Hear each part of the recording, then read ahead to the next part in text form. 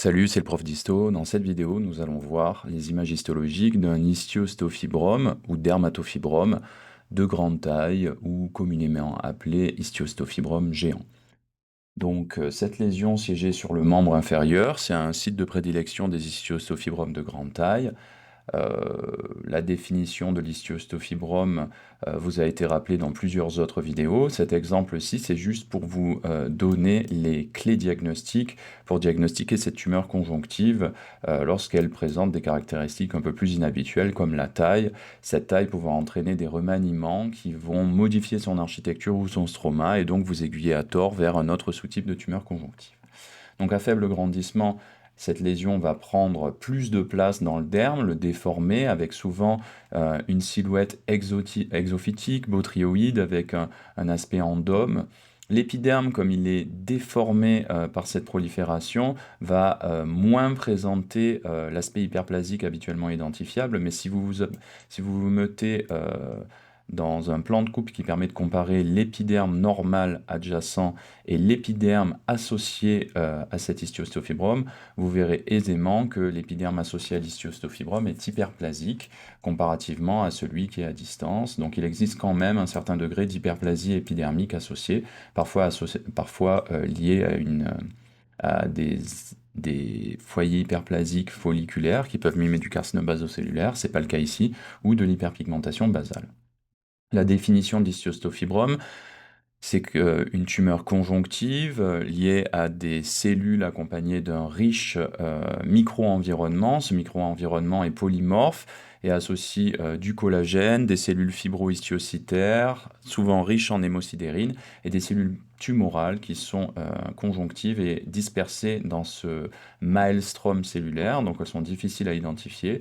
Parfois, ces lésions peuvent présenter des inflexions un peu plus claires, et il existe généralement un aspect zonal entre le centre qui est plus cellulaire et la périphérie qui présente une zone de transition où le collagène devient hyalin avant de se hyaliniser de plus en plus et laisser place au derme normal ou à l'hypoderme. Donc c'est ce qu'on voit ici, vous voyez une zone plus cellulaire en haut avec un mélange de plein de cellules différentes. Les cellules tumorales, des histiocytes, certains sont spumeux, des fibroblastes, des mastocytes.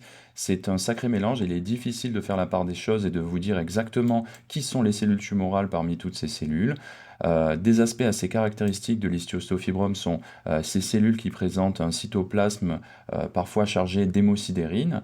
Donc si vous voyez un cytoplasme un petit peu plus hémosidérotique, souvent en surface, euh, ça vous permettra d'aiguiller le diagnostic. Donc c'est pas le cas ici. Voilà, ici, ce type de cellule, voilà, ce pigment sera positif pour la coloration de Pearls. Il apparaîtra en bleu pour le Pearls.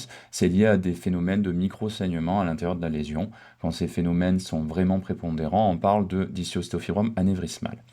L'histiostofibrome s'organise autour d'une trame conjonctive, c'est ce stroma collagène qui est très délicat, qui forme comme une sorte de dentelle hyaline dispersée au sein de ces cellules.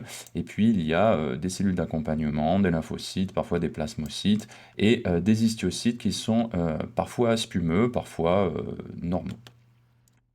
Voilà ici des cellules inflammatoires.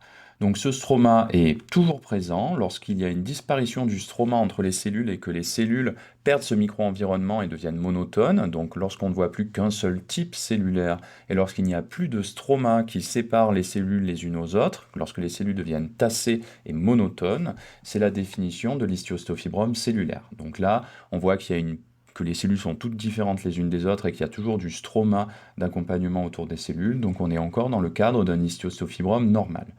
La zone de transition qui fait le diagnostic et qui est très importante, elle est ici, où les cellules vont s'organiser autour de trousseaux collagènes qui deviennent de plus en plus hyalins, qui forment comme des boules. Parfois, ça donne des images qu'on a dit en shredded carrots, même si les shredded carrots, c'est plutôt dans le lipome à cellules fusiformes. Et puis, ce collagène hyalin va être de plus en plus présent jusqu'à ce que les cellules soient minoritaires par rapport au collagène, et donc elles s'organisent autour de ces trousseaux de façon interstitielle.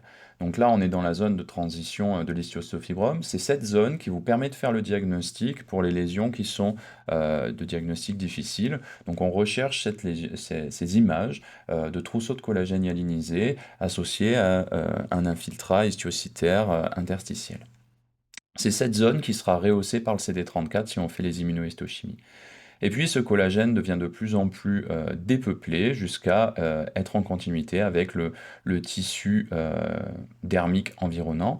Et donc si on se met sur ce plan de coupe, on voit bien toutes les zones, une zone cellulaire ici, avec quelques histiocytes spumeux, une zone de transition ici, où il y a des éléments plus interstitiels, et enfin la zone de transition se dépeuple petit à petit jusqu'à laisser place au collagène normal. Ça permet de comprendre pourquoi ces lésions ont un potentiel de récidive locale parfois élevé, parce que justement, il est difficile de savoir quand est-ce que ça s'arrête. À mon sens, cette lésion, il y a encore des cellules tumorales peut-être jusqu'ici, alors qu'on aurait dit que les marges s'arrêtent. Enfin, si on avait voulu dire où s'arrête la tumeur, on aurait plutôt tendance à dire qu'elle s'arrête ici. D'autres aspects particuliers, donc c'est une lésion qui peut vraiment avoir d'innombrables variations morphologiques. Une de ces variations est liée au stroma, donc le stroma peut être collagène, hyalin comme on l'a vu, parfois il est pauvre, parfois il est abondant, parfois il est myxoïde, parfois il peut être comme ça, discrètement amyloïde. Donc d'étonnantes variations sont possibles dans les histiocytofibromes et vous en verrez de nombreux exemples dans les vidéos que je propose. Et donc, in fine, cette lésion était un histiocytofibrome de grande taille de la jambe qui présentait des plages un petit peu plus fibreuses, mais toutes les caractéristiques d'un histiocytofibrome de forme classique. Ce n'est pas parce qu'il est de grande taille qu'il faut le signer en histiocytofibrome cellulaire.